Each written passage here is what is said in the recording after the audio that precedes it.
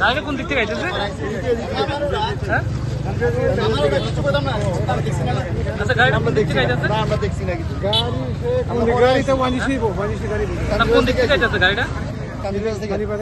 শান্তির বাজার থেকে আইতেছে। আর বুড়াটা কোন দিকে যাইতেছে? বুড়াটা হেদিকে এদিকে আইতেছে। এখন কি হয়েছে ঘটনা?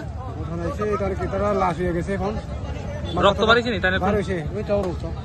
খুব জোরে বাড়ি দিছে নাকি? খুব জোরে তো ওই তো সব ভাঙছে না গাড়ি দিয়ে।